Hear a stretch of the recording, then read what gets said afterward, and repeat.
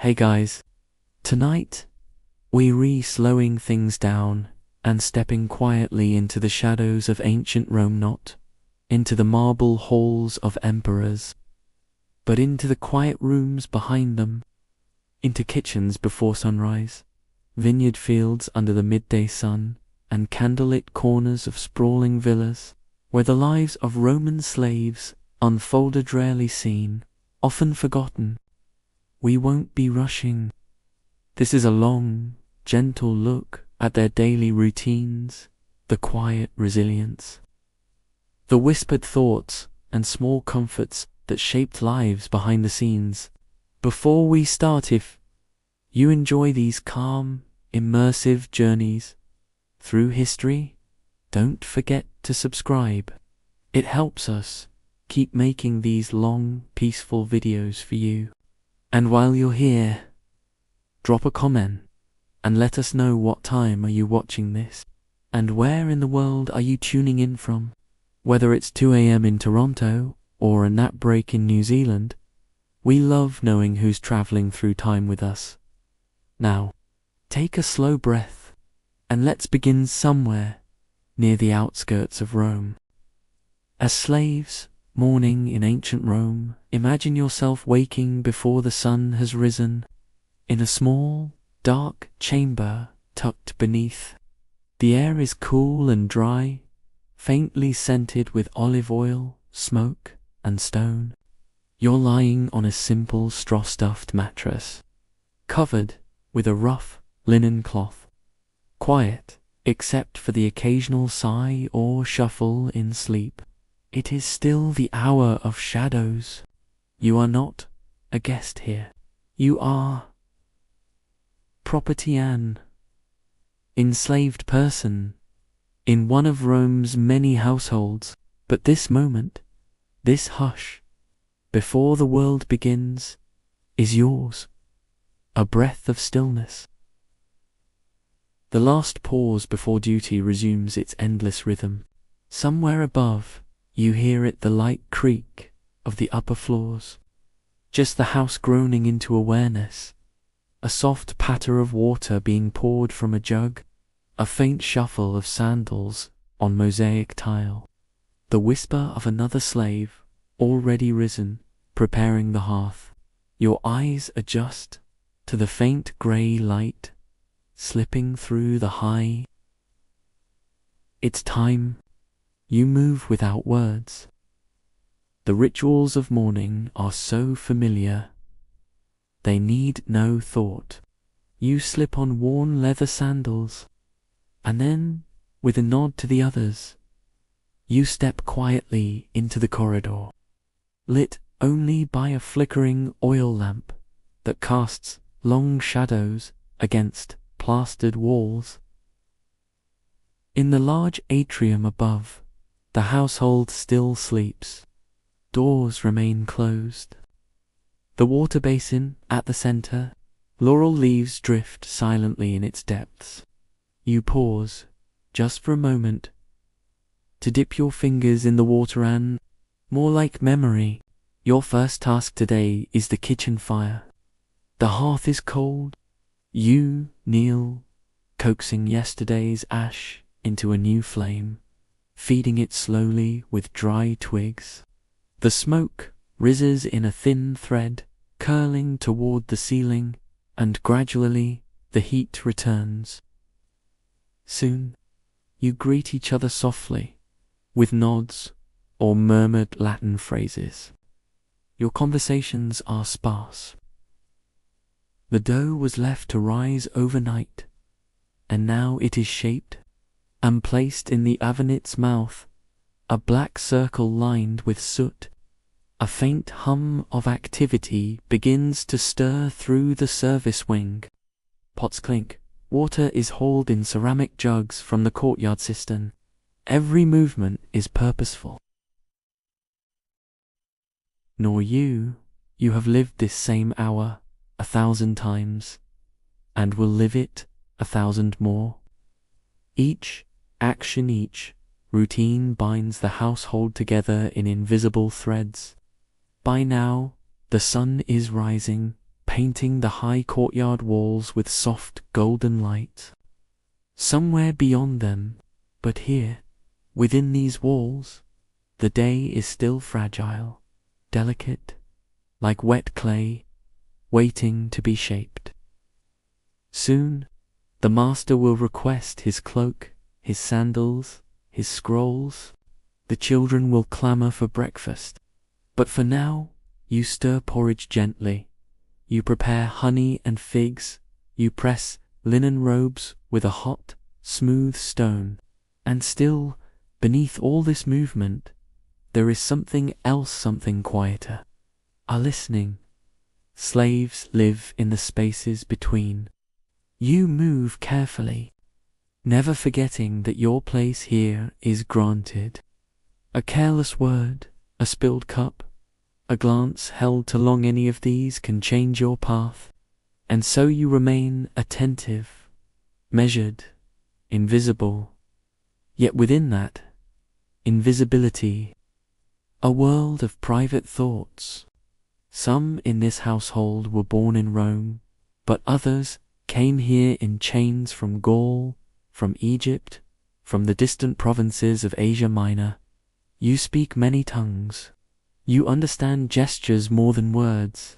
You carry histories that the masters never ask about, never imagine. You pass one of the courtyard slavs, a girl perhaps 13, sweeping fallen petals from the mosaic floor. She doesn't look up. You don't speak, but you share the same rhythm. And for both of you, it stretches ahead not in hours, but in tasks, in duties performed, in things avoided. Still, there are moments of small beauty, the warmth of the sun on your arms as you hang linens to dry, the smell of rosemary and thyme from the garden, the rare laugh shared in the kitchens when the masters are away. These become your treasures, tiny, silent victories. And so the morning unfolds, slowly, as it always does. You do not own this day, but you inhabit it. And in the quiet spaces between commands, between movements, between glances, you are still yourself. Labor, movement, and hidden networks. The morning haze has lifted now. The Roman sun, high and unrelenting, casts short, sharp shadows along the colonnades and cobbled streets. The city pulses with heat, sound, and movement, vibrant and teeming, a patchwork of marble and mud, grandeur and grit. And in this midday world, the lives of Rome's enslaved are everywhere. Imagine yourself standing in the shade of a portico, a bundle of scrolls tied with leather in your arms. You've just left the domus. Retrieve a tunic from the fullers. The streets bustle around you. Children weaving between legs and carts, rattling over worn stone. Slaves move through this chaos with practiced ease. You recognize them by their speed, their silence, the wary way they scan faces. Some carry baskets or tools, others lead mules or shoulder loads of firewood. A few, like you, serve in more refined roles. Slaves, literate, well, trusted with silver, scrolls, or private knowledge. But trust in this world is conditional, always temporary. You pass a group of slaves from another household recognizable. They don't look at you, but you nod slightly. These small gestures, barely perceptible, form the foundation of a hidden world, a network of glances, favors, warnings, and whispered news. There are no formal meetings, but every slave knows how to read the city's shifting wind. What household is in mourning?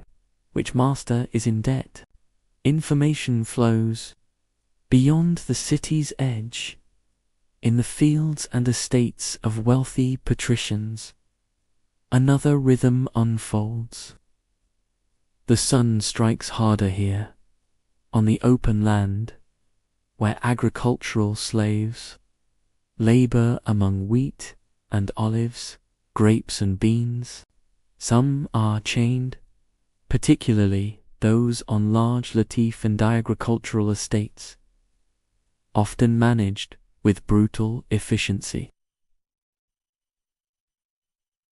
These slaves sleep in barracks. Their work is physical, repetitive, and exacting. Overseers, often slaves themselves, enforce the pace with stern silence or swift punishment.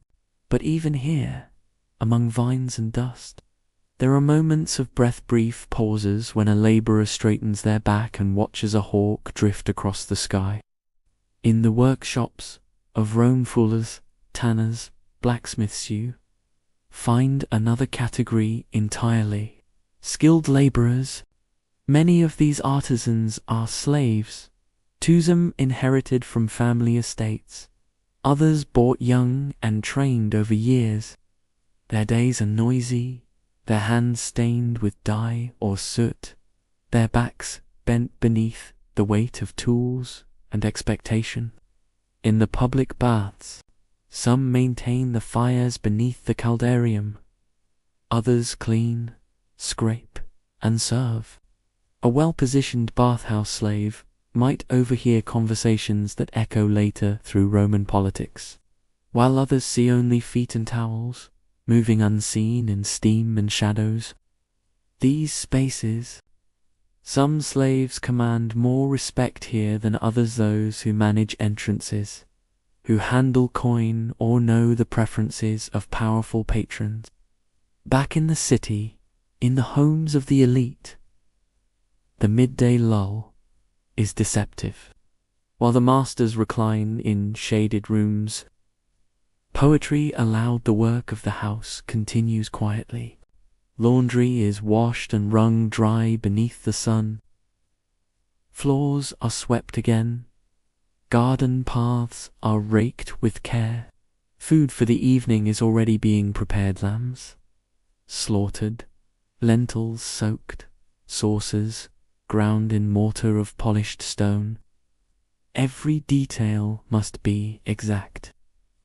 Every element of evening perfection begins in the sweltering labor of midday. Among the enslaved, the bonds of familiarity begin to show.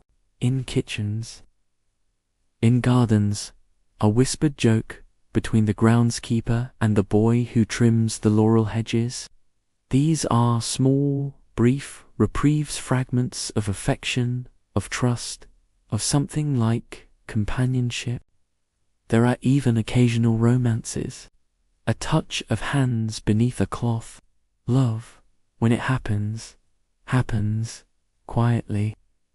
But danger is ever present: jealousy, suspicion, the ever-watchful eyes of freeborn citizens, or other slaves. Any of these could turn small joy into threat.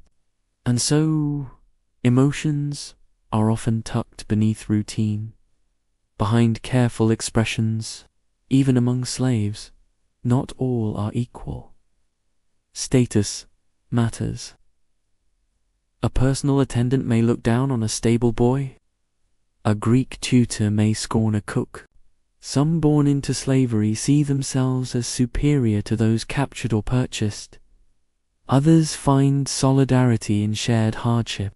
The distinctions are subtle, ever-shifting, and deeply embedded into the daily flow of life. The midday hours stretch onward. By now, you have returned from your errand.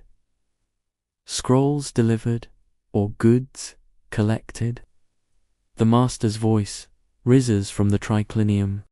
You're careful not to meet his eyes directly as you pour. His ring glints in the lamplight. You do not speak unless asked. Your place here is clear but never secure. And still, the day moves forward, like the slow turn of the Tiber. Fold the cloth with precision. Rest, rituals, and the interior life. The heat of the day has begun to retreat, slipping slowly behind the terracotta rooftops of the city. The sun lowers its gaze, casting long, warm shadows across stone streets and marble steps. In the atriums and gardens of Roman households, the light grows softer. Evening arrives not with fanfare. The pace slows, voices drop, oil lamps are lit. For the enslaved people of the Dumas, not entirely. There is dinner to serve Senna. It is a ritual in itself, slow and structured. In wealthier homes, slaves move among them in choreographed silence, pouring watered wine. You are among them. Your tunic is simple but clean, your hair neatly pulled back, your hands trained not to tremble.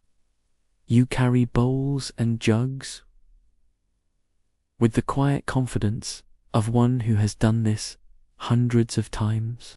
You do not speak unless asked. A murmur of laughter follows. None of it touches you. You do not flinch. When he gestures toward a spilled cup, just kneel. You are efficient, invisible, indispensable. As the meal progresses, the food grows richer, roasted meats, honeyed fruits, dishes seasoned with imported spices. The air thickens with scent. Laughter grows louder. Slaves trained in music or poetry are called forward to entertain. A boy plucks a lyre. A girl recites verses from Virgil. The guests listened idly, praising them without seeing them. Sometimes you are sent to fetch more wine from the cellar, or to refill a dish. You move through the villa like a breath there. You learn to listen without listening. You hear things not meant for you. You file them away, silently, knowing that knowledge is both power and peril. Eventually, the meal ends. The guests are escorted out. The master's voice grows low with fatigue. The domina dismisses her attendants. Children are carried to their beds. Lamps are dimmed. And now, finally, a different kind of hour begins. The hour of cleaning, of closing, of quiet retreat. The slaves move like a tide through the now empty spaces, sweeping crumbs, collecting platters. Hands remember the placement of every cup and cloth.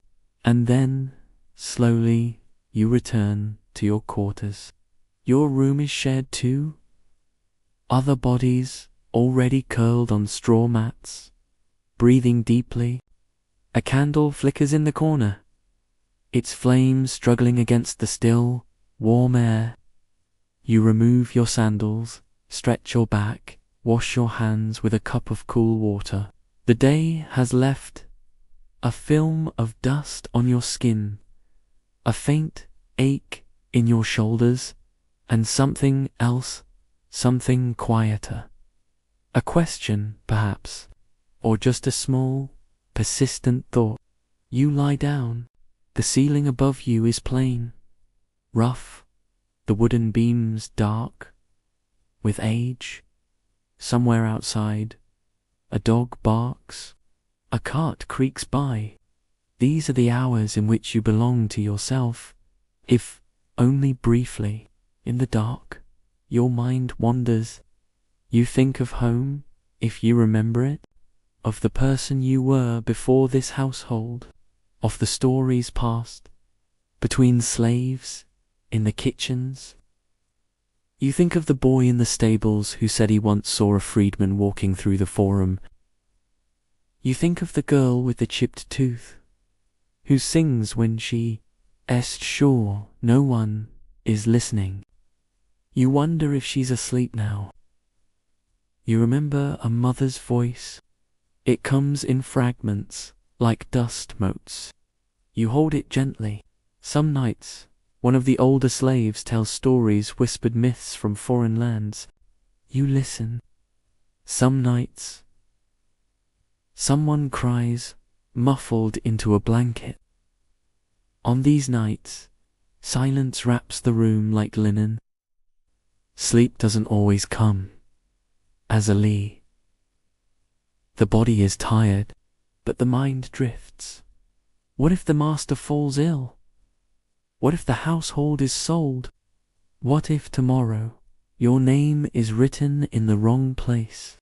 But then, eventually, the thoughts slow, the candle gutters, the breathing deepens, because tomorrow will come, and the footsteps in the hall will signal the beginning of another day. Power, proximity, and the quiet divide in the Roman world. It was entirely possible to live one's life in the presence of opulence, to feel its warmth against the skin, to smell its perfumes, to polish its surfaces, delete it, never be allowed to claim any of it as one's own. This was the lived reality for Rome's enslaved. To exist within arm's reach of unimaginable luxury, and yet to remain entirely separate from it, as if divided by a pane of glass, too thin to see, but too strong to break. Imagine yourself once again in the heart of a Domasan, elite Roman household. The master reclines on a couch trimmed in imported ivory, dictating a letter to be etched on a wax tablet. His slave, a young man trained in Greek, he does not flinch. When the master pauses to sip wine or correct a phrase, he has been trained not only in literacy but in deference, in the subtle choreography of silence and anticipation. This scribe sleeps on a straw mat. He eats last. If there is food left over, he wears a plain tunic. He has no name that matters in public, only a whispered one, perhaps used among the kitchen staff, or whispered in the laundry room, where damp wool steams in the heat. And yet, in the presence of senators and poets, this scribe is invisible. The paradox of Roman slavery was its intimacy. Unlike distant servitude, this was a condition lived in close quarters. A slave might brush a master's hair. They inhabited not only the master's house, and in this closeness, to serve well was to disappear, to be present without present, to perform duties so seamlessly. Slaves who succeeded in this invisible excellence might earn certain privileges, a favored role, but such promises were often ephemeral, granted in one breath, revoked in another, and yet the walls of the villa remembered everything. In the courtyard garden, where lemon trees cast delicate shadows on white gravel paths, an enslaved gardener might work with patience and quiet pride. His hands know each plant by touch. He prunes carefully, watching the weather. When visitors compliment the garden, he feels the sun differently. He understands the labor behind beauty. In the bath chamber, perfumed steam curls through painted archways. An enslaved boy kneels, holding towels. He waits without expression. This boy sees the nakedness of Rome's elite knot. He becomes a mirror they never see. Even in the grandest villas perched on hills above the Tiber or nestled among vineyards in Campania, slavery was the invisible scaffolding holding up a life of ease. The bronze statues in the garden were polished by quiet hands. The exotic fruits on the table were gathered by tired ones. The poems read aloud in the library were copied by those who could read. but were not allowed to write their own names. And always, just beneath the surface, there existed a quiet awareness on both sides. The masters knew their power. They exercised it in commands, in glances, in the silent language of expectation. But some, perhaps, were uneasily aware of their dependent, that the hands which washed their linens also prepared their food, that the boy who laced their sandals also knew when they slept. Power is never comfortable when it is closely watched. For the enslaved, this proximity brought both possibilities and perils. One misstep, and punishment could be swift, humiliation, but for a few there were slivers of movement. A favored tutor might earn a stipend. A cook whose recipes delighted the master's guests might be granted a small allowance.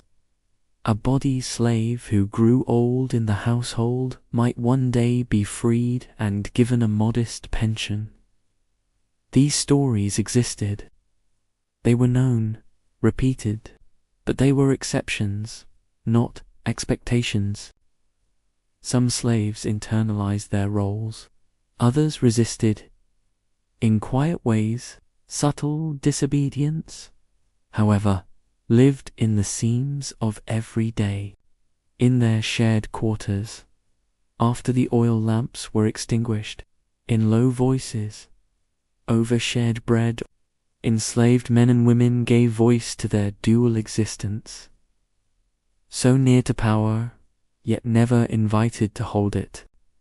They could describe the scent of imported frankincense before it burned, or name the vintages of the master's cellar by year and vineyard. They might know how to carve a roast or recite fragments of Ovidand, yet be unable to walk freely through the forum, or speak without being spoken to. These were lives lived in layers, duty on the surface, memory underneath, hope tucked into corners like folded cloth. Their reality was not one of constant agony or dramatic suffering, but of steady erosion of autonomy, of identity, of time. And yet, within that erosion, people persisted. They dreamed quietly. As the night draws closer and the stars begin to gather in the Roman sky, the house settles again. The contrast between wealth and servitude fades into shadow, but in the stillness, it is the echo of footsteps, the rhythm of daily labor, the silent, steady breath of those who bore the empire on their backs. The early life of Tiro. Imagine a boy, perhaps no older than 10, moving through the echoing corridors of a Roman villa. His steps are quiet. He carries a wax tablet, and he knows to speak only when asked, to disappear the moment his task is done. His name is Tiro. The villa where he grows up is not filled with cruelty, but neither is it a place of affection. It is orderly, disciplined, full of voices that speak quickly, confidently, often in Greek as well as Latin. He observes, and he learns. He belongs to nor you. Cicero is not noble by birth. He speaks often of justice, and as he does, Tiro is there first as a boy serving at meals, perhaps cleaning scrolls or arranging writing tools. Later, there are hints that even from an early age, Tiro possessed a sharp mind. Not every slave was taught to read and write, but in households that valued scholarship, talented individuals were sometimes trained for intellectual service. In Tiro's case, this meant becoming Cicero's secretary, a role of considerable trust and subtle influence.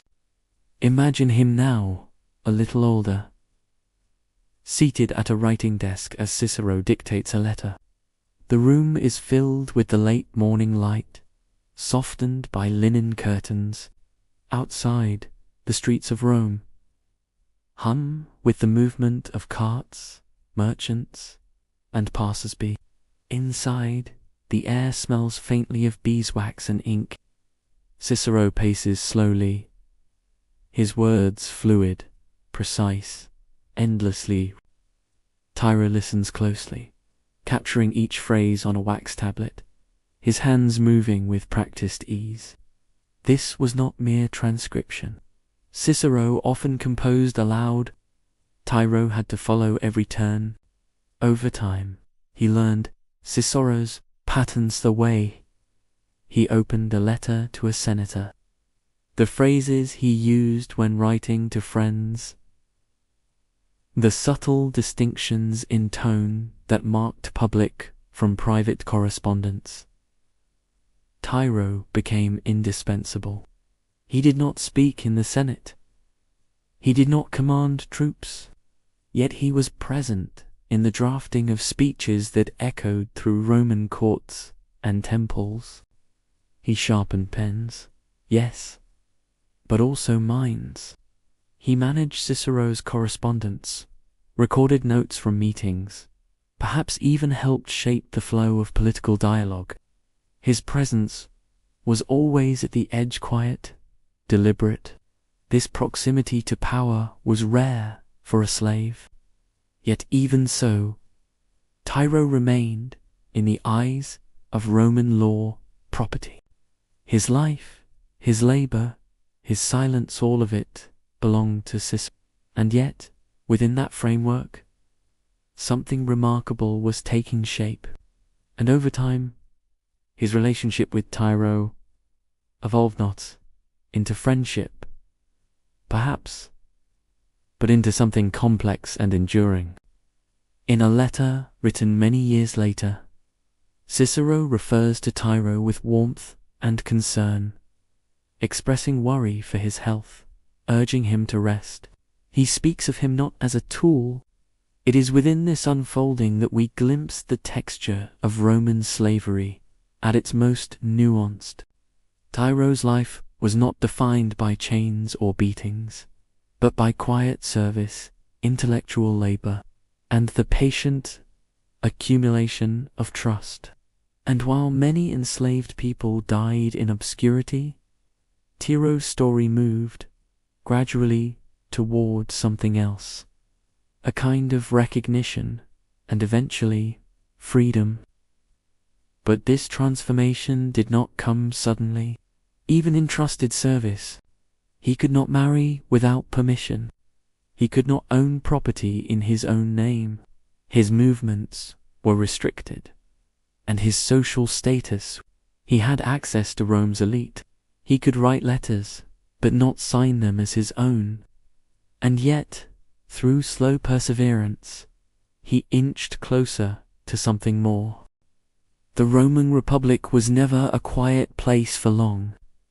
Beneath the orderly pillars of its temples and the formal phrasing of senatorial debate lay a city of ambition, restless, shifting, and often unforgiving. And for those like Tiro, whose lives were tethered to the fate of the powerful, every tremor in politics rippled through the walls of the household. As the years passed, by now he was more than a scribe. He was the manager of correspondence, keeper of records, and logistical backbone of Cicero's private and political dealings. If a scroll was needed, he remembered who had written, when, and why. His handwriting filled rows of wax tablets and papyrus sheets, precise, elegant, practiced. But Rome, in the final decades of the Republic, was not a place that rewarded steadiness. It rewarded maneuvering. And Cicero, he had once championed the Republic's ideals: balance, order, the supremacy of the Senate. But Rome was changing. Caesar's rise unsettled everything. The Republic's foundations trembled beneath the weight of ambition, and so Cicero found himself in danger. His enemies many, his support uncertain. There were speeches that angered the wrong people. There were letters sent too late, and friendships that frayed at their edges. In 58 BCE, the storm broke. Cicero was exiled. Imagine Tiro now, still enslaved, watching the domus grow quiet. The master has gone. Dust settles on scrolls, once studied daily. Rumors drift like smoke. Some fear that the household will be others that the family will be disgraced. For Tiro, the exile is not just political, it is personal. His daily rhythm is appended. The master he served is not a man now at the height of Roman power, but a figure cast out, reliant on friends and favors to survive. And yet, Tiro remains loyal. He writes letters on Cicero's behalf. He ensures that allies are reminded. He serves, still invisible to the Republic, yet vital to one of its fallen voices. Through him, Cicero's ideas persist, even as the man himself wanders in exile. From Thessalonica, when Cicero is finally allowed to return, he rides into Rome, welcomed by cheering crowds. But Tiro does not celebrate publicly. He resumes his work copying, managing, structuring. The exile is over. Tiro, by now, has seen the full range of political fortune. He has served a man praised and condemned. He has learned how fragile the favor of the Roman crowd can be. And through it all, it is around this time that Cicero's regard for Tiro becomes unmistakable. In his private letters, Cicero refers to him not as a tool, but as me. Tyrome, Tyrowith, gentleness, even affection. He urges Tiro to take care of his health, to rest, to know that he is valued. This was not common. Slaves were rarely spoken of in such personal terms, but Tiro had become more than a servant. Still, he was not yet free. Freedom in Rome was both a legal change and a profound social transformation. For a slave to become a libertator freedman was rare, and often occurred only at the end of long years of service. But Cicero, known for both intellect and sentiment, chose to grant it. The manumission, when it happened, was likely quiet. A formal declaration, a ritual word, a public witness, the touching of a rod, and with that, Tiro ceased to be property. He became a citizen, though still marked by his past. As a freedman, his name would forever include Cicero's a reminder of where he came from. But he could now own property. He could earn income. He could choose his own path. And he did. Tiro did not leave Cicero's side. He continued to serve. Now as a client and secretary, he edited Cicero's speeches. After Cicero's death, brutally executed during the rise of the Second Triumvirate, Tiro took on a task. It was Tiro who published Cicero's letters.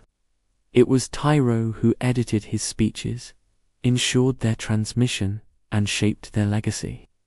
It is because of Tiro that we still read Cicero, today not as scattered fragments, but as a coherent, enduring body of work. And so the quiet man in the background, the boy with the wax tablet, the slave who listened and served, became the steward of Roman memory. Tiro's later years and lasting legacy after Cicero's death. The streets still echoed with the calls of merchants, the thud of sandals, the clatter of wheels against stone. But for those who had once moved within the inner circle of Cicero's household, the silence was more personal. The man whose voice had filled halls with argument and oratory was gone. Instruments of persuasion severed. He was no longer young. His life had already spanned political upheaval, exile, restoration, and ruin. He had been born into bondage, and now, in the long shadow of Cicero's death, he took on a final duty. Tiro became the voice. It was he who organized Cicero's. These were not mere records. They were insights into the pulse of a man's mind. Tiro selected them, preserved them, likely edited them. He arranged them into volumes, ensuring that future generations could read not just Cicero's polished orations, but his fears, affections, and regrets. He also compiled speeches, some of which had been delivered before thousands, others written but never spoken aloud. Each scroll carried weight, and each was a testament not only to Cicero's intellect, but to Tiro's care. Without Tiro, but through quiet diligence, of organizing, of remembering, Tiro created something enduring.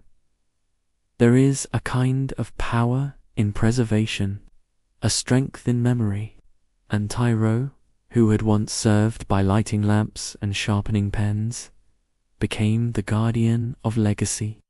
He also continued his work as a writer in his own right, though most of his writings have not survived. Ancient sources speak of a biography of Cicero, penned by Tiro, engagement with the structure of Latin itself.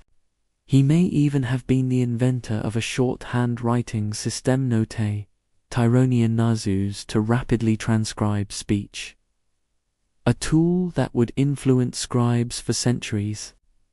Tiro, the once invisible boy, in the corner of the study, had become a quiet scholar. He lived a long life, likely into his 80s and extraordinary age in antiquity. In his later years, he would have walked the streets of Rome not as a slave, but as a libet, bearing the name Marcus. But few would have understood the depth of his journey, from anonymity to quiet influence, from obedience. He owned property, perhaps a small villa. He likely had clients of his own, those who sought his advice, his knowledge, perhaps even a place in his household. And while he never rose to public office, his impact was quieter. His story reminds us that it isn't always wrapped in power or pageantry. Sometimes it lies in the steady hand, the loyal heart, the one who writes things down, who remembers, in a world where names were chiseled in marble, not through wealth, not through conquest, but through service, intellect. And in doing so, he preserved a fragment of his own, resistance, risk, and the many faces of Roman slavery. Tiro's story, exceptional though it was, represents only one thread in the vast and intricate tapestry of Roman slavery. His experience defined by literacy. For many, the Roman world, despite its grandeur, rested heavily on labor, extracted in silence, in exhaustion, and sometimes in pain. Imagine now the flicker of a torch deep within a mine shaft, its light dancing across damp rock, casting long shadows that move like breath against the stone. The walls close in, the air is thick with dust, and the people working here, enslaved men, women, and children, know that they may never see the sun again. Roman mines, especially those for silver and gold in Spain and Dacia, were places of relentless danger. Enslaved laborers were sent into tunnels that collapsed, worked with crude tools until their bodies gave out. There were no scrolls here, no rhetoric, only the rhythm of pick against rock and the quiet arithmetic of survival. And yet this, too, was slavery. Elsewhere, on large rural estates, the latifundia, enslaved agricultural workers labored beneath the open sky. Their world was wider, but no more forgiving. They rose before light, plowed fields, tended vines, harvested olives. Their backs bent beneath the weight of baskets, their hands blistered from tools, worn smooth with use. Overseers watched them closely. A dropped tool, a moment of rest. Still, life on the land offered its own rhythm. The seasons guided their work. The sun marked the hours. There were rare moments of song, of laughter. In these fleeting spaces, there were also the urban slaves, those in Rome, in Astia, in provincial town. Some worked in households, some were leased by the state, others belonged to corporations of builders. In the chaos of the city, you could disappear in the crowd for a moment. Resistance existed too, though rarely in open revolt. True revolts, like that of Spartacus in 73 BCE, were terrifying to the Roman elite. For 2 years, Spartacus and his followers, many of them former gladiators, battled Roman forces, moving through Italy with increasing strength. Their rebellion was not simply a call for freedom, but a cry of desperation, of fury, of refusal. But it ended, as most did. Thousands were crucified along the Appian Way, their bodies a grim reminder of the limits of defiance. But resistance also took smaller forms. A cook might spoil a dish deliberately. A stable boy might release a favored horse into the night. A tutor might whisper forbidden stories of heroes who broke chains. A field hand might walk slowly, not from laziness. These acts, minor and invisible to history, were nonetheless meaningful. They were reminders that submission was never total, that the will remained. There were other forms of endurance to rituals, songs, small traditions carried from home. Many slaves came from lands beyond Italy, Africa, Asia Minor. They brought with them languages, gods, memories. In the dark corners of Roman houses, in whispered lullabies, or in gestures shared between workers, fragments of those past lives persisted. Manumission offered a narrow path out. Roman law allowed slaves to be freed under specific conditions. Some purchased their freedom with savings gathered over years. Others were freed by owners through goodwill, legal reward, or personal attachment. Freedmen became libertisa, citizens of limited standing. Some became artisans, traders, even patrons themselves. But freedom, hard-won as it was, did not erase the past. It followed like a shadow. Some liberty honored their former masters. Others changed their names. But the mark remained. A reminder that in Rome, freedom was not a right, but a transaction. And so, beneath the mosaics and marble of Roman grandeur, slavery persisted as a quiet engine, invisible in monuments. In the scent of warm bread, he lived to write, to shape, to be remembered.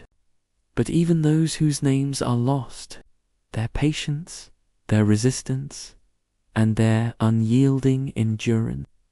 In our next segment, we'll turn from the world of labor and memory to that of culture and mystery.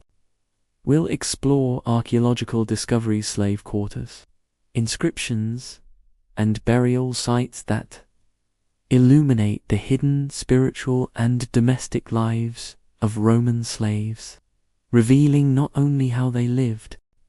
Uncovering the slave quarters, let your mind drift for a moment into stillness, not the stillness of sleep, but of ancient air, long undisturbed. Imagine stepping into a room that hasn't felt a footprint in nearly 2,000 years. The dust here is delicate. The light enters only through gaps in the roof, angled and soft. The walls are simple, and the ceiling low, the doorway narrow enough that one must stoop to pass through. This is not the grand atrium of a Roman villa, nor a temple to the gods. This is a slave room, a small windowless cell discovered beneath the sprawling villa of Civita Juliana, just north of Pompeii. Archaeologists found it almost by accident, beneath a larger complex once looted by smugglers. There were no mosaics here. Instead, there were rough cots, 3 of them each made of wood, hastily assembled and now preserved by volcanic ash. Near one, a chamber pot.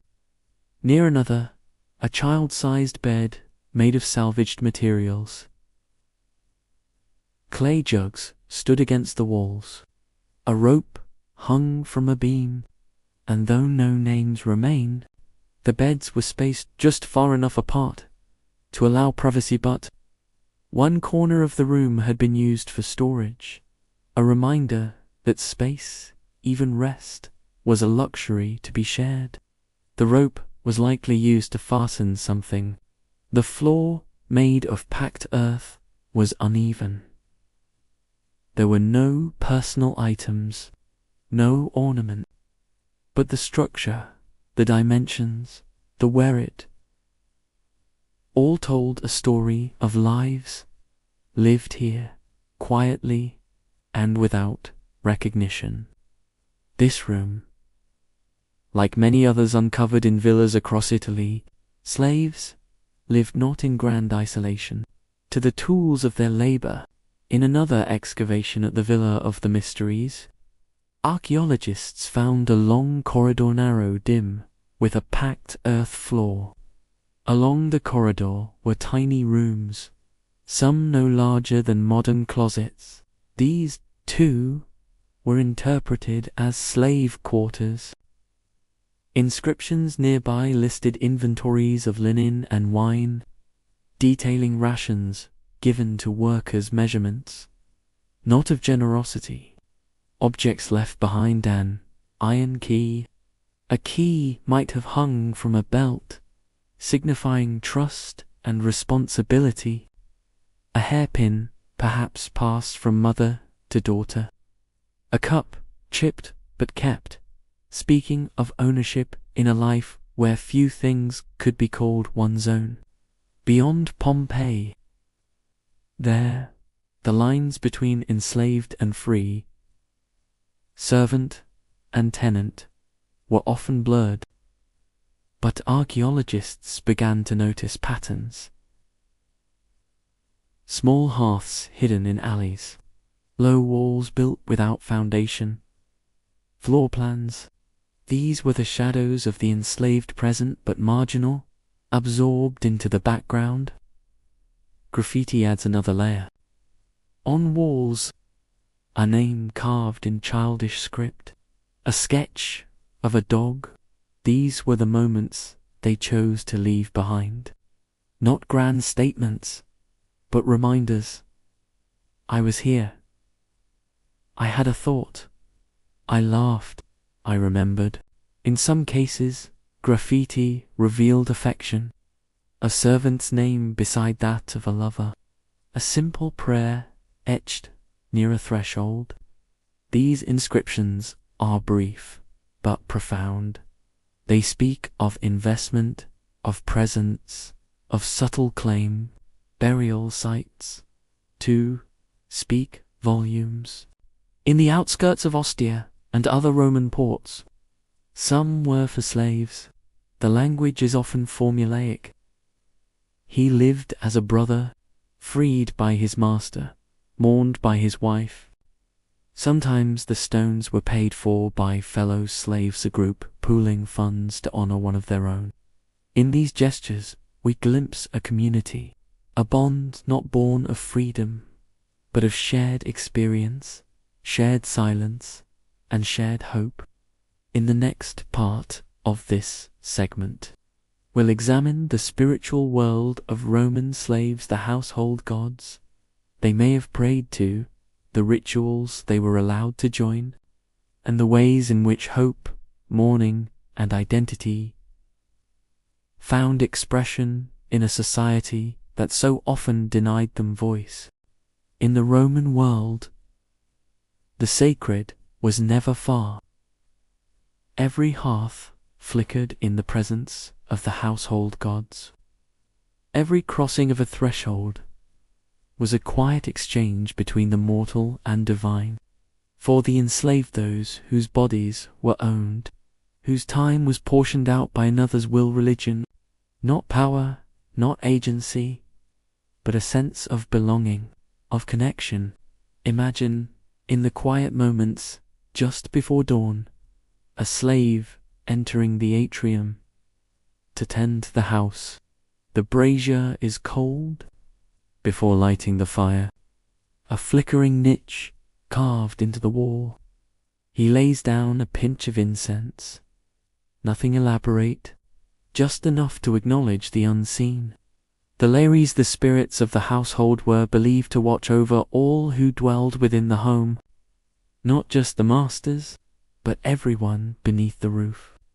This quiet inclusion offered the enslaved something not wholly owned.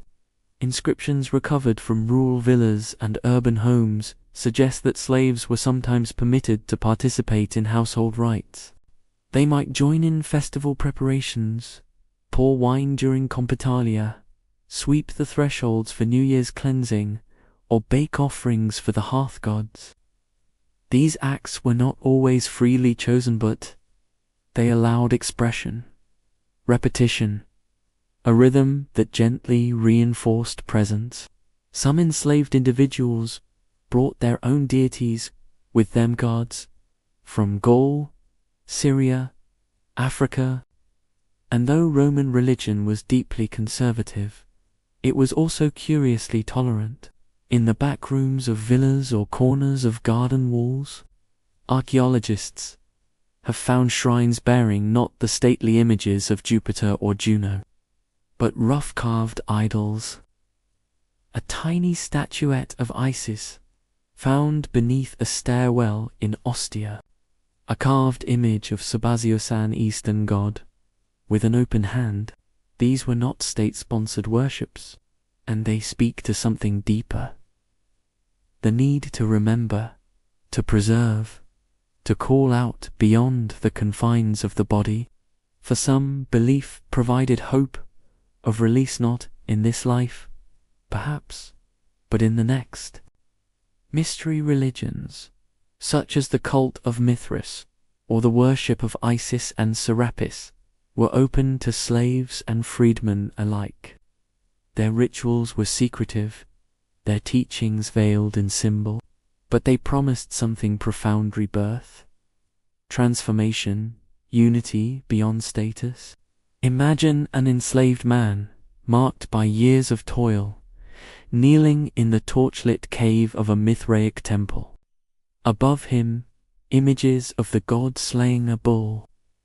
Around him, no one asks where he sleeps or what name he was given at birth. Here, for a time, there is only ritual, only belonging. Even funerary inscriptions reflect this longing. On simple stones paid for by fellow slaves or modestly carved by freedmen, we find language not of servitude, but of identity. He was devoted to the gods. She honored Isis, a brother in faith, not only in work, sometimes in cemeteries, at the edges of towns, food wrapped in cloth. These gestures, almost always anonymous, speak of private grief and private devotion. The enslaved were denied many things. Their names could be taken, their families separated, their lives directed, without consent. But the world of belief, however humble, could not be entirely stolen.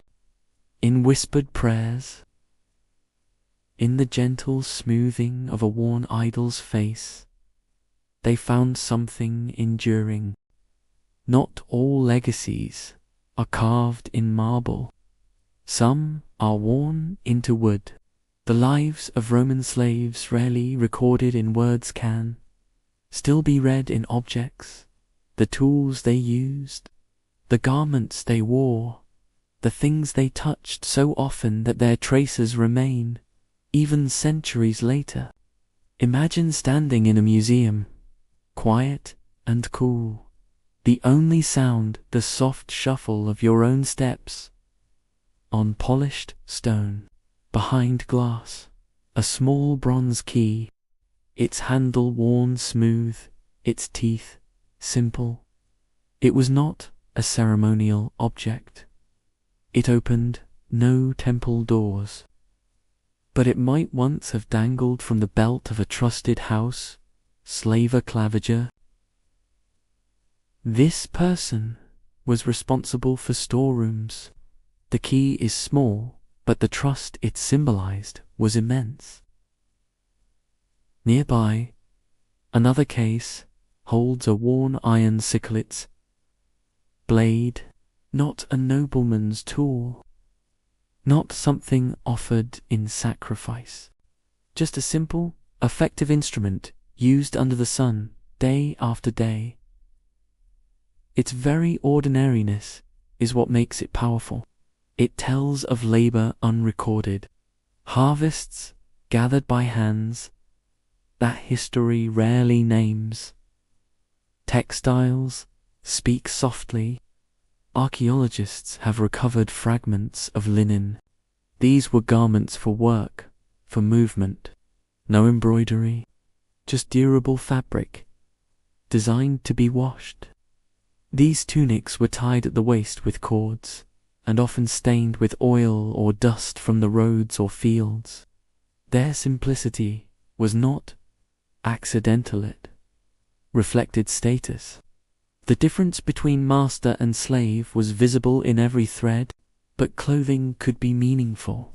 Some slaves received gifts of dyed cloth or sandals as rewards, a new tunic for the Saturnalia feast, small tokens perhaps. But within these, acknowledgement, within these, recognition of effort or favor. Jewelry, simple bronze rings, often unadorned, were found in slave quarters. Some were tokens from lovers or keepsakes from a former life. Others may have borne seals, marking a slave who carried messages or handled accounts. Not luxury, but utility. And yet even a plain ring carries weight when worn against the skin day after day. In kitchens and storerooms, handled jugs. These were the tools of daily survival youths. For mixing, pouring, storing, their surfaces are scratched. They speak of repetition, of habit, of motion. And then there are the items found hidden tucked. A scrap of cloth with faded dye.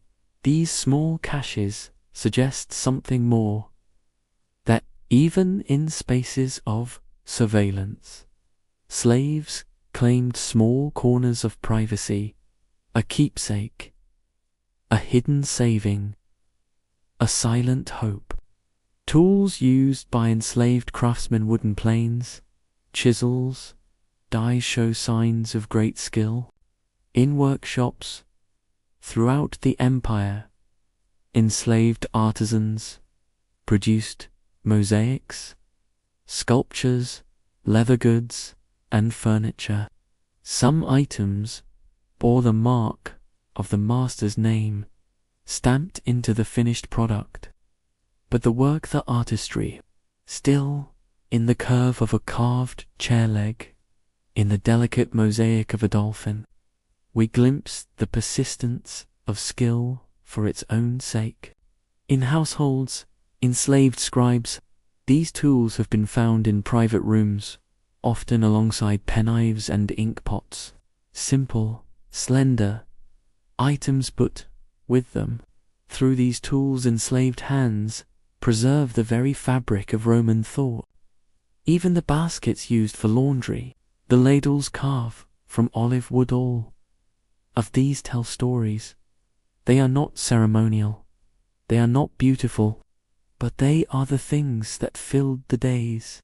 They are the rhythm of labor, the shape of repetition, and in their wearing the smoothness of a handle, in the burn of a cooking pot, we feel time passing, we feel presence, we feel in burials, inscriptions, and the afterlife of the enslaved.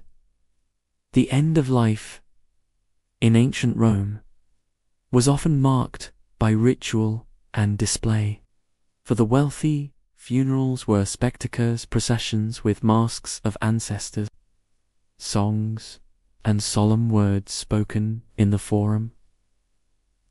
Marble tombs bore names, lineage, and long praises of virtue.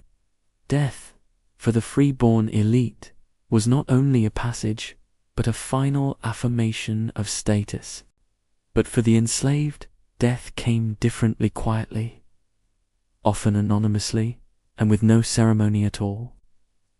And yet, archaeology tells us, not always. Imagine the outskirts of an ancient Roman town, a narrow road lined with modest tombs. Among them, low stone markers appear, some broken, some half buried. These are not the grand memorials of senators. These are the resting places of slaves and freedmen humble. In places like Ostia, archaeologists have uncovered a wealth of funerary inscriptions from the lower classes of Roman society, including the enslaved. These stones speak in a language that is restrained, dis manibus, to the spirits of the departed, a phrase repeated across centuries, a quiet invocation. Some inscriptions are brief. Felix, slave of Tiberius, a good man. Others are more intimate. To Livia, who served with kindness and loyalty, erected by her fellow slaves. Occasionally, a freedman's stone will mention their former servitude. Marcus Tullius Primus, once a slave, now a man of means, remembered by those who knew his beginnings. The presence of these markers tells us that remembrance mattered, even for those whose lives were not their own, to be acknowledged, to be held in memory. Not every slave received a burial. Many were interred in mass graves. A few items placed with the body, a small coin. The act of placing something with the dead speaks not just of ritual, but of grief, of connection. There were also collegia funeretici. Members paid small dues from their wages or stipends. In return, they were guaranteed a proper burial and a stone marker. These clubs were not just practical, they were communal, offering belonging and dignity in death that many never experienced in life. Grave goods, where found, are often simple but evocative. A worn comb placed near a woman's hand, a child's toy a tiny figurine of Hercules, protector of the vulnerable, set at a man's feet. These are not lavish. They are not boastful. Someone chose to leave them. Someone cared. Freedmen. Many tombs in Rome were commissioned by freed slaves who had saved enough to purchase not only their own freedom but a small parcel of land on which to be buried. These tombs often included inscriptions that proudly stated their status. The act of naming this identity was not shameful. It was defiant. It was the claiming of a past endured and a future earned. One tomb, erected by a man named Philoxenus, reads simply, "I came to this land in chains. I leave it with my name." Others chose to honor those they had served. One freedwoman built a tomb for her former mistress, calling her gentle and just. Another for a fellow slave, described not as a servant. These tributes remind us that the lines between roles were sometimes softened by emotion, by shared experience, by the strange intimacies of the Roman household. Even in death, the world of the enslaved remained entangled, but within those structures they carved space through inscriptions, through small offerings, through rituals whispered and remembered. The soil of Rome holds their presence still, quiet. The world of the Roman elite, imagine the early morning sunlight falling across a mosaic florets, tesserae warm beneath bare feet, its pattern geometric and precise, tracing quiet spirals of wealth and order. A breeze moves through the open atrium. This is the private heart of a Roman domus and the landed aristocracy of the empire. It is beautiful, and it is entirely dependent. The air is filled with quiet. A pair of slaves open the shutters. Another kneels at the master's bedside, gently slipping sandals into place, helping him rise with the day. A basin is filled. A tunic is warmed beside the hearth. These tasks happen wordlessly. They have been repeated day after day for years. The master does not rise alone. He rises surrounded by attendants. His first words are not to his wife or his child, but to the boy who brings his morning oil or the slave who prepares his wax tablets. He is powerful, but his power, his comfort, his rhythm, all of it rests on the smooth operation of countless other lives. The elite Roman household was an organism, a living structure of service, management, and unspoken rules. To the outsider, it appeared serene courtyards, adorned with fountains, walls painted with mythic scenes, dinner tables arrayed with silver. But beneath that calm shimmered constant motion. Slaves did not simply exist in these homes. They shaped them. They woke before the masters. They maintained the fires, swept the floors, prepared the meals. They arranged the master's day, coordinated his letters, managed his estate accounts. Some held keys. Others held memories of who visited last week, of which guest preferred which wine, of what favor was owed, or what insult had gone unnoticed. The master's leisure was built on this precision. His time was not his own until their labor had cleared the way. There is, in the records of elite Romans, a curious silence around this dependency. Letters from Cicero, Pliny the Younger, and Seneca speak of gardens, of libraries, of long hours spent in study or debate. But rarely do they mention the hands that trimmed those gardens, dusted those scrolls, poured that wine. The presence of slaves was so total that it often went unremarked. Like air, like furniture, always there, always necessary. And yet, elite Romans knew their power was relational. They issued commands, but they also gave gifts, calculated rewards, built loyalty. A master who failed to control his household. Gossip traveled quickly in Roman society, and a house ruled with cruelty or carelessness reflected poorly on its master's virtue.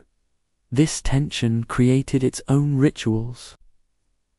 There were formal moments of generosity. Slaves might be invited to share in Saturnalia feasts, might receive small coins, food, or warm clothing. Public manumissions were sometimes held during festivals, allowing masters to demonstrate both power and benevolence.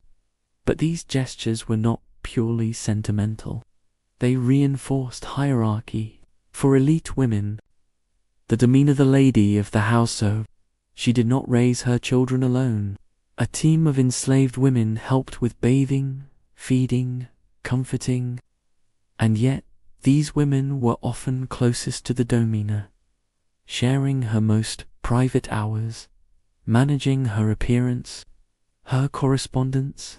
It is in these relationships that the lines begin to blur. Intimacy wrapped in hierarchy, dependency veiled by ritual. Some elite Romans, like the philosopher Seneca, were troubled by this.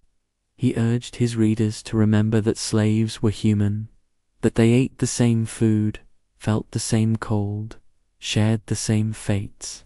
They are slaves, he wrote, but they are also men. His words reflect a flicker of ethical awareness. But for most of his peers, the system was too deeply woven into daily life to question. The enslaved were not equals. They were extensions of the household. They were function, not presence. And yet, their presence was everywhere. In the rustle of curtains drawn, in the crisp fold of the master's cloak, in the scent of dinner prepared but never tasted by those who cooked it, in the quiet hum of voices practicing Greek just beyond the threshold of the library. Elite Romans wrote histories, led armies, governed provinces, but they did not dress themselves. They did not clean their homes. They did not grind their flour or carry their children. Those tasks fell to others unseen. Slavery in the civic life of Rome. Now let us follow the Roman elite, beyond the domus, beyond the cool corridors of mosaic-floored villas, and into the open spaces of the city, where stone columns rise, where statues gaze without blinking. Imagine a Roman senator stepping onto the paving stones of the Forum. His toga is immaculate folded, precisely to signify his status. Its bright white fabric, a stark contrast to the dust of the street. But he has not arrived alone. Behind him, moving in rhythm like the tide, one carries scrolls, legal documents. Another watches the master's expression, ready to step forward at the smallest signal. One might hold a parasol to shield against the sun.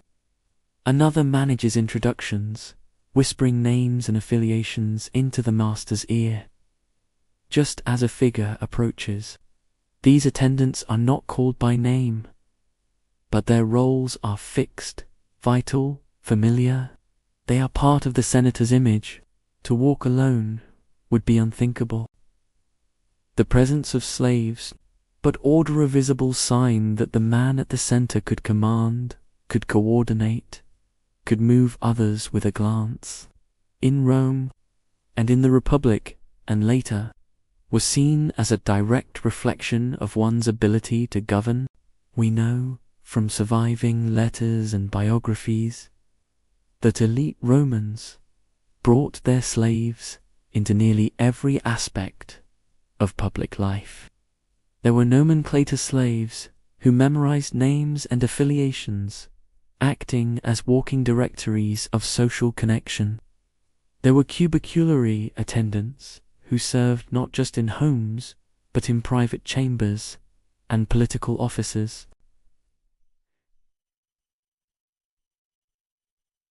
Nor you. Some were assigned to carry seals or deliver personal correspondence trusted not only with secrets, but with access. Even in legal and political business, slaves were often present. A magistrate might be accompanied by scribes who recorded court proceedings. A military officer might entrust a slave with the standards of his unit, or with the logbooks that documented movements and orders.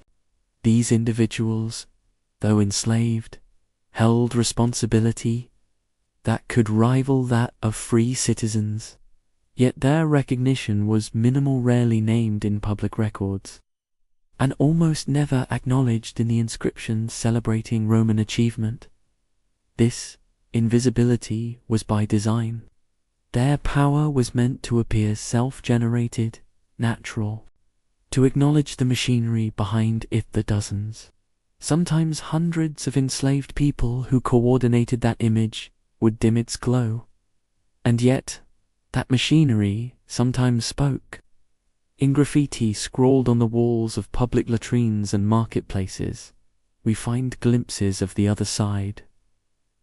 A slave's name beside a boast, a drawing of a master, a quiet insult etched in haste. These were not acts of rebellion, but of presence, of saying, in rare instances, the enslaved crossed into public fame. A slave who fought as a gladiator and won repeated matches might earn cheers, admiration, even freedom. A talented cook employed in the villa of a wealthy gourmand, a slave who, performing scenes from Homer, might be spoken of with affection by guests. But these were exceptions. For most, public presence was service, unacknowledged, measured in steps, walked, scrolls, carried, commands, fulfilled.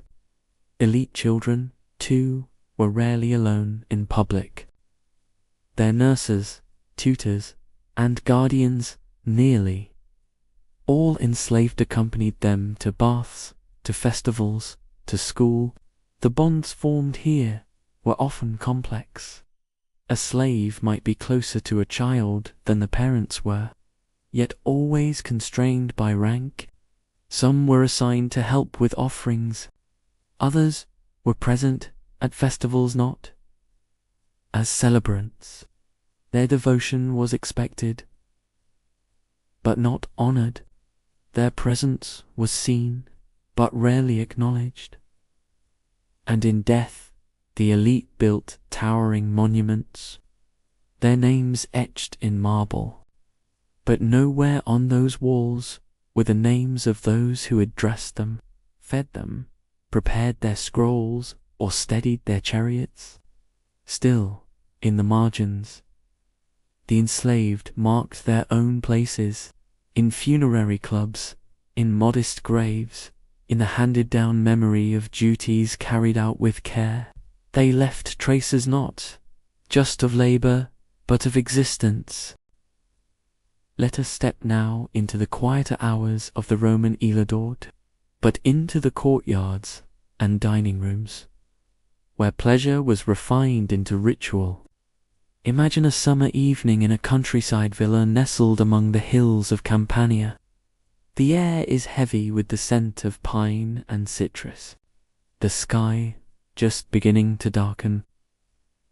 The atrium is quiet, its pool catching the last reflections of day. Inside, A dinner is being prepared not in haste. The Cena. For the elite, it is a carefully orchestrated affair.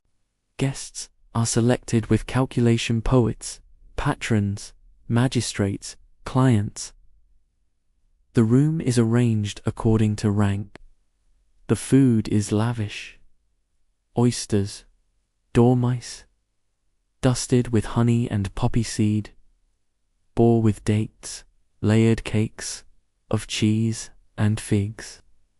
The wine is aged, spiced, mixed in ratios, debated for flavor and effect. But the feast begins not with a toast, but with labor. Slaves arrange the couches. Slaves fetch the wine. In the kitchen, the heat rises. Clay ovens glow. Metal pots clatter. One slave is tasked with slicing fish precisely. Another watches. The timer ran. Nothing must be overcooked. Nothing must arrive cold. You might not see them during the feast.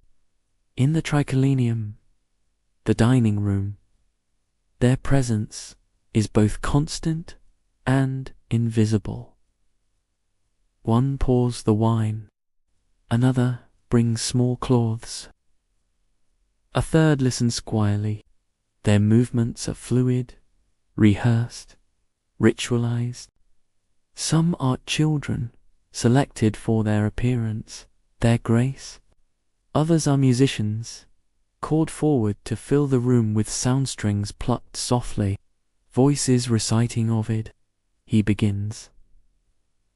A passage of philosophy or satire, or a personal letter meant to amuse the host. He does not look up. He is not expected to. The guests laugh. They lean back on their cushions, grapes between their fingers. One praises the wine, another the evening breeze. No one speaks of the boy who fanned the coals, or the woman who ground the meal, or the cook whose hands burned and calloused. This contrast pleasure, draped in labor, is fundamental to elite Roman life. Even in the baths, that most democratic of Roman spaces, the distinction remains. The elite soak in marble tubs, but it is the slaves who draw the water, stoke the fires, fold the towels, anoint the skin with oil. A masseur works the shoulders of a senator. A bath boy scrapes the sweat and dirt from his back with a curved strigil. The slave in the country villas, too, where elites escape the pressures of Rome. The system persists. The land is vast, the architecture open to the breeze, the days paced by leisure writing. But it is the enslaved who prepare the scrolls, prune the gardens, and bring cooled wine from shaded cellars. Their presence is as quiet as the sound of sandals on stone, but it is ever present. These estates sometimes included hundreds of slaves. The elite may have written of the piece was built atop an intricate choreography of service. Occasionally, Pliny, the younger, once wrote of his steward Zosimus. Others left behind manumission records that read like tributes. But these acknowledgments, though touching, remained. Rand always filtered through the lens of ownership. To be a slave in the world of Roman leisure was to exist within arm's reach of abundance, but never to partake in it, to carry trays of sweet fruit, but never taste it, to fill baths carved from marble, to memorize verses of Virgil or Catullus, for the pleasure of others, while remaining voiceless in your own story. And yet, these stories did exist, in the quiet glances between servants during the banquet, in the half-sung melodies passed between kitchen and courtyard, in the quiet pride of a meal prepared to perfection, or a robe folded just so. These were moments of presence, of being, of remembering. Intimacy, influence, and the boundaries within the walls of a Roman villa could be thick, but the distances between people within them were often surprisingly thin. In the household of a Roman elite, day after day, they shared spaces, routines, and private moments, separated not by distance, but by status. This closeness gave rise to a complex web of relationships, some built on routine, some on dependence, and others on quiet tension.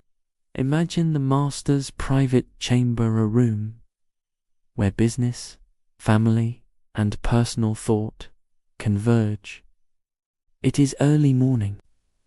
The master sits with his secretary, perhaps dictating a letter, perhaps reviewing estate records. The man who listens, who nods, who writes, is a slave? Yes, but he also knows more about this man's finances, ambitions, and secrets than anyone else alive. That slave may know the master's handwriting better than the master himself. He knows the tone to use in a letter to a senator and the one to use in a plea to a creditor. He knows the structure of the household accounts, the names of merchants, the debts unspoken. He is not just a scribe. He is a gatekeeper, and yet, with one command, he could be dismissed, punished, sold. This imbalance of intimacy without protection defined many such relationships. In the women's quarters, a personal attendant helps the domina dress each morning. She arranges her hair, selects her jewelry, applies unguents to her skin. She listens to her thoughts, her complaints, her whispers of discontent. Perhaps the lady speaks freely. Perhaps she asks questions. Perhaps she even shares a secret. But still one word, one gesture to bold, and the intimacy shatters. In some cases, the closeness between master and slave turned into something more deliberate, what the Romans called concubinatus, an arrangement in which an enslaved person became the sexual companion of a master.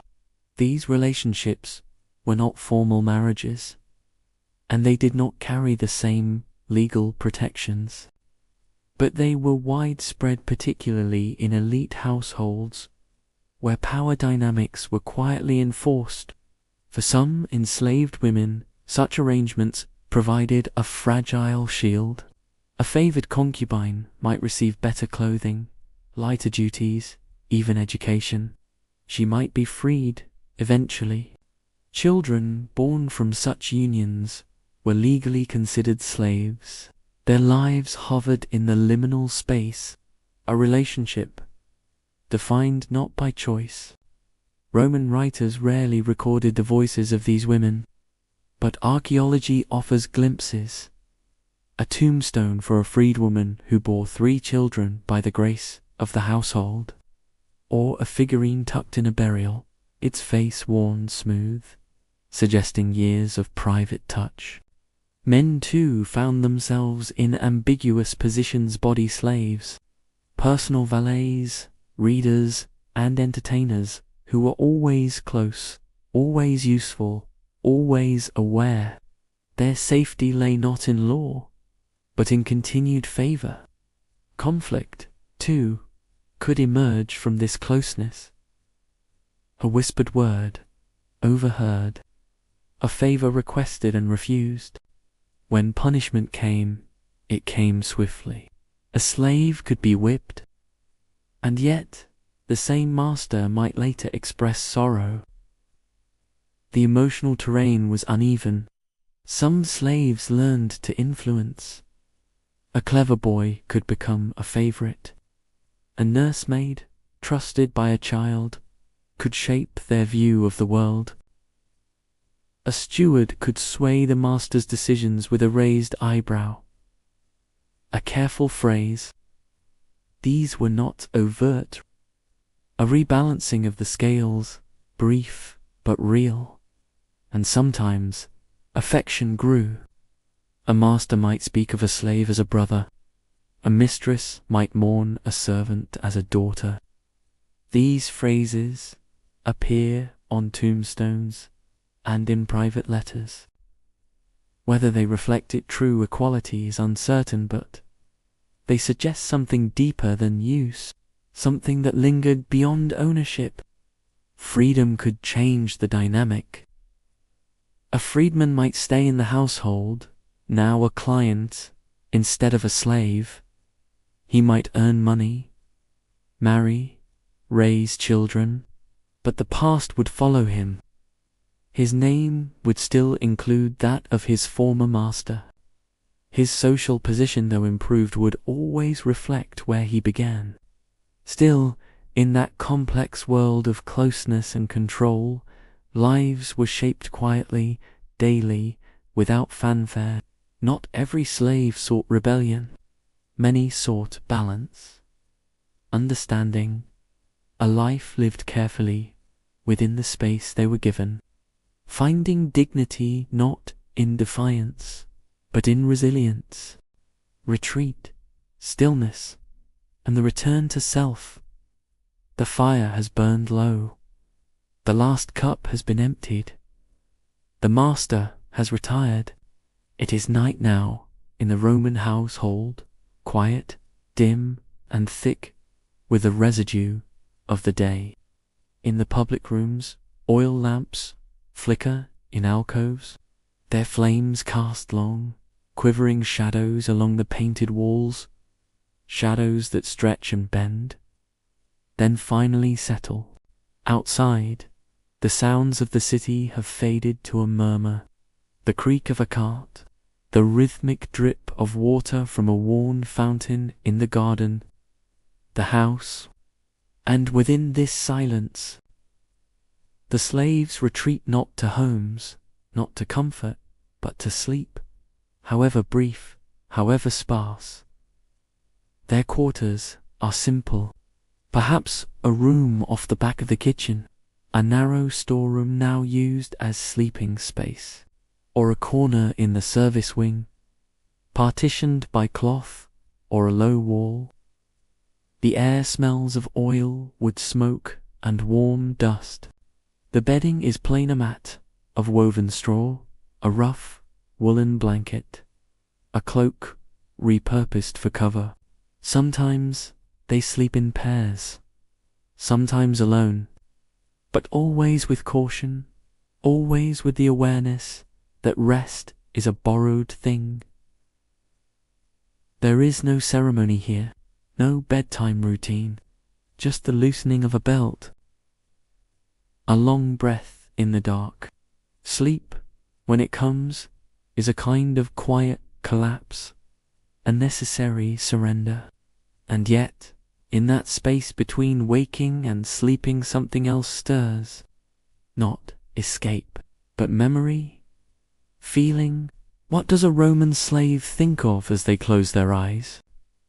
Perhaps of a place left behind, the memory of a mother's voice, perhaps of a sibling sold to another household whose face remains vivid even years later, perhaps of someone they saw in the marketplace that morning just for a moment, whose glance lingered too long, or perhaps their thoughts stay closer. The small successes of the day, a task completed without correction, a kind word, rare but treasured, from a fellow servant. For some, sleep brings no comfort, only the same dreams, repeated, flight, punishment, confusion. Others may dream of water, of silence, of being unseen. Still others find peace in their slumber, their minds wandering through imagined freedoms. A walk through the countryside, a home of one's own, and for the most fortunate there is a dog curled at the foot of the mat, a child stirring nearby, the rhythm of breath that signals shared space. These, too, are comforts, small, imperfect, but real. In the morning, they will rise before the sun. The same tasks will await, but for now, the house is still, and within that stillness, not fully, but enough, a heartbeat behind lullabies, rituals, and the persistence of identity in the hush of the Roman night, where footsteps have stilled and oil lamps sputter low, the voice soft, rhythmic. It might be a whisper of prayer spoken into a handful of darkness, or a lullaby hummed beneath one's breath to soothe a sleepless child. It might be a fragment of a story once heard in another land, retold now not aloud, but inwardly, silently, as a way of remembering and surviving. Even in bondage, the enslaved found ways to speak, not publicly, not with proclamations, but in songs, in ritual, the safest. Pictureth, you will, a young woman settling her charge. The child is wrapped in soft wool, drifting towards sleep, and beside the cradle, kneeling on a folded cloak, the nursemaid hums, not a Latin melody, a tune from her mother's voice, from fields now far behind her. The words have no meaning to those who listen, but the melody steady and sweet calms the child. This was the voice of memory, the song of origin, a quiet rebellion against forgetting. Elsewhere in the house, in the kitchen perhaps, another slave arranges small offerings, not for show, not for the master's gods, but for her own. A scrap of bread left near the fire, a small figure carved from bone, or shaped from clay placed. These acts weren't recorded in scrolls, they weren't documented in law, but archaeology has unearthed the hidden altars, in tiny shrines tucked into corners, in amulets buried with the dead. These were symbols not of ownership, but of selfhood. Even names were reclaimed in quiet ways. Slaves in Rome, but among themselves, they might use older names, whispered names, true names, names from before.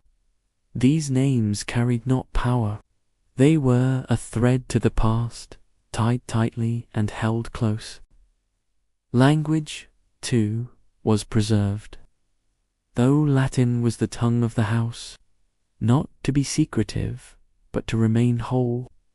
To speak in one's own tongue was to remind the soul of where it came from. The same was true of stories. Folk tales were told during long evenings, fables passed between nursemaids, not stories of Roman gods, stories that didn't belong to Rome. These tales were not just entertainment. They helped children born into slavery understand something of what had been lost, and something of what still endured. They taught caution, hope, endurance, and wit. Some slaves even left small marks of their own on the walls of their world. Graffiti etched behind the stables, a name scratched into a wine jar, a symbol carved into the wooden frame of a door. These were not declarations, but they were presents, had worked, had thought. There were prayers, too, to Roman gods. Yes, when required, but also to the deities carried across oceans and deserts. Names whispered in the dark, rituals adapted, disguised, preserved. The lighting of a candle, the knotting of a thread, the gesture of a hand across the chest before a difficult task. These small devotions repeated, and in these ways the enslaved in Rome created something of their own, a culture within the cracks, a soft and resilient interior life. The fire has long gone out now, and the house is truly still. Outside, the moon hangs over tiled rooftops, casting its cool, indifferent light across colonnades and closed shutters. Inside the servants' quarters, and the mind no longer bound by duty begins. Dreams in the Roman world were not taken lightly. Even among the elite, they were thought to carry meaning, omens, messages, echoes of the gods. Dreams could sway decisions, shape fears. But for the enslaved, dreams held a different weight. They were a refuge, a space, a quiet horizon, and while sleep itself was brief and often broken, the moments between were long enough to imagine and sometimes to remember. Imagine a woman who spends her days mending garments, her hands stiff from stitching, her eyes strained by candlelight. At night, she dreams of an orchard, not one she's seen, but one she remembers in pieces. The rustling of leaves, the smell of sun-warmed fruit, the echo of her name spoken not with command. Imagine a man who labors in the garden, planting flowers he cannot name, pruning branches for another's pleasure. In his dreams, he stops when he wishes. Dreams did not have to be dramatic to matter. A reunion. These were not dreams of overthrow, but of return to self, to silence, to the slow rhythms of a life freely chosen. Among those born into slavery, dreams sometimes took different forms.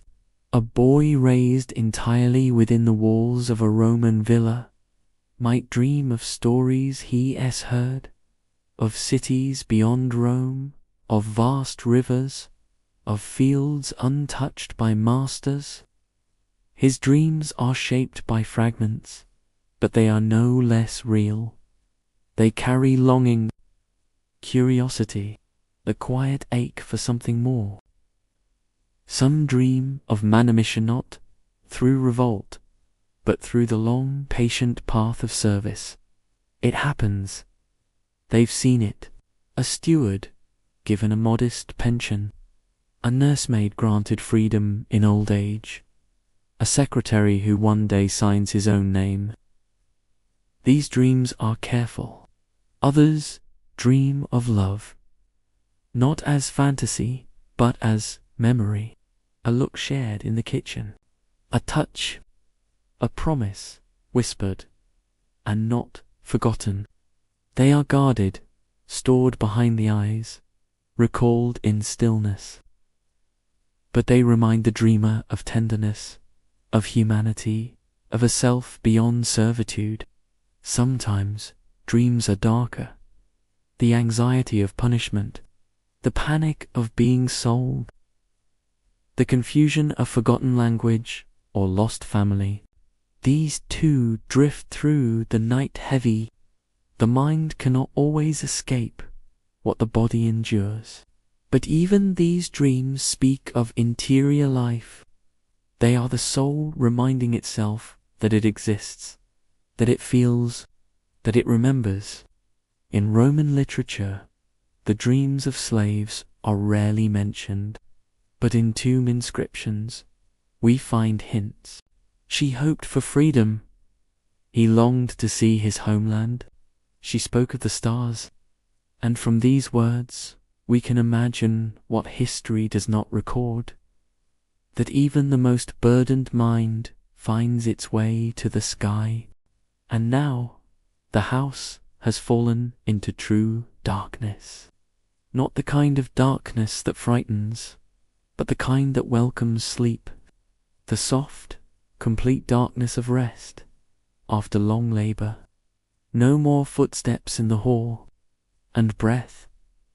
This is the hour when nothing is demanded, when no one watches, when time, however briefly, belongs only to the self. In this closing chapter of our journey, we do not speak from the mouths of senators. We sit instead with those who served quietly, who passed unnoticed, who were not asked what they thought or how they felt. We've walked there, we've stood beside them in heat and in shadow, pouring wine, balancing baskets, tending gardens they did not own. We've shared the silence of their evenings, kneeling in prayer, whispering stories, carving memory into wood and clay. And we've dreamed with them of names remembered, of voices softened, of freedom glimpsed in the folds of night.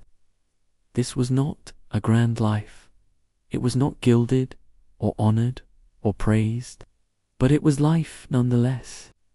And within that life lived strength not of rising again, of learning not only to survive, but to hold a quiet dignity in the center of a world that did not see it. Roman slaves did not leave behind epics.